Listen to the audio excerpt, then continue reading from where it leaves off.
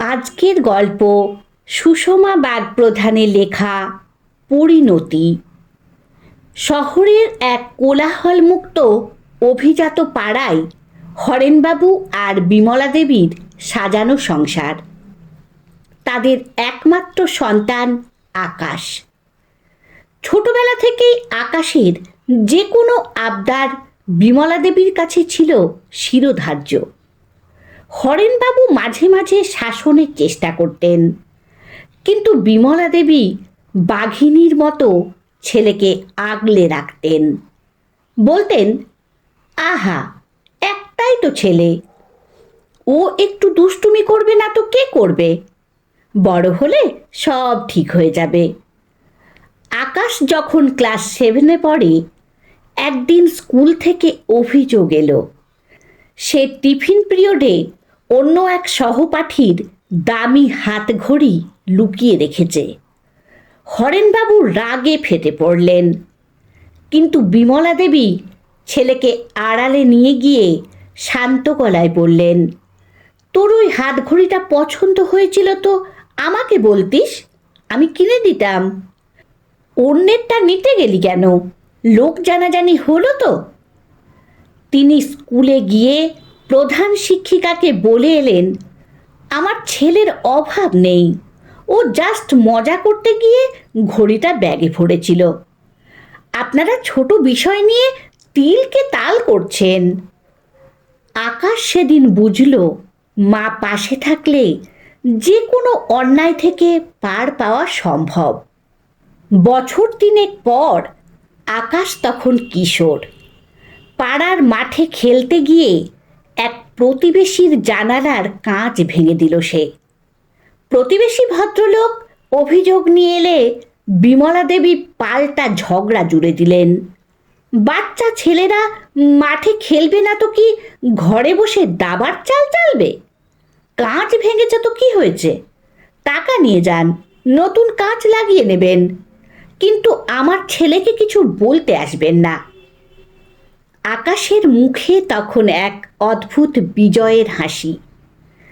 কলেজে ওঠার পর আকাশের চলন বলন পুরোপুরি বদলে গেল। দামি বাইক, রাত করে বাড়ি ফেরা আর অবিনস্ত জীবনযাপন। হরেনবাবু একদিন আকাশের পকেটে সিগারেটের প্যাকেট দেখে তাকে চড় মারলেন। বিমলা দেবী আর্তনাদ করে উঠলেন, ছেলে বড় হয়েছে, বন্ধুদের পাল্লায় পড়ে একটু আধটু খাবে, তাই বলে গায়ে হাত তুলবে? ও তো আর চুরি ডাকাতি করছে না। কিন্তু একটু আধটু যে কখন নেশার চরম সীমায় পৌঁছে গেল তা বিমলা দেবী টেরও পেলেন না। আকাশ এখন টাকার জন্য মায়ের উপর চড়াও হয়। আলমারি থেকে গয়না গায়েব করতে শুরু করলো। বিমলা দেবী তবুও লোকলজ্জার ভয়ে মুখ বুজে সব সহ্য করতেন, আর পাড়ার লোকেদের বলতেন, আমার ছেলে ব্যবসা নিয়ে খুব ব্যস্ত থাকে। ঘটনার চূড়ান্ত মোড় নিল এক বর্ষণ মুখর রাতে। গভীর রাতে পুলিশের জিপ এসে থামল তাদের বাড়ির সামনে। পাড়ার লোকেদের ঘুম ভেঙে গেল। বিমলা দেবী আলুথালু বেশে দরজা খুলতেই দেখলেন হাতকড়া পরা অবস্থায় বিধ্বস্ত আকাশ দাঁড়িয়ে আছে। পুলিশ অফিসার গম্ভীর গলায় বললেন, আপনার ছেলে এবং তার বন্ধুরা মিলে মত্ত অবস্থায় এক পথচারীকে বাইক দিয়ে ধাক্কা মেরে পালিয়ে আসছিল। ওই লোকটির অবস্থা আশঙ্কাজনক। শুধু তাই নয়, তল্লাশি চালিয়ে আপনার ছেলের বাইকের সিটের তলা থেকে নিষিদ্ধ মাদক উদ্ধার করা হয়েছে। বিমলা দেবী চিৎকার করে উঠলেন, না, আমার ছেলে নির্দোষ, ও সব ওর বন্ধুদের, ওর নয়। স্যার, ও বাচ্চা ছেলে, না বুঝে করেছে। থানায় ডিউটি অফিসার এবার বিরক্ত হয়ে বললেন, মা জননী থামুন, এই বাচ্চা ছেলে অজুহাত দিতে দিতেই আপনি আজ ওকে এই অপরাধের গর্তে ঠেলে দিয়েছেন। ও যখন প্রথমবার ঘড়ি চুরি করেছিল সেদিন যদি শাসন করতেন তবে আজ হয়তো ও কোনো ভালো পদে চাকরি করত, হাজতে থাকতো না।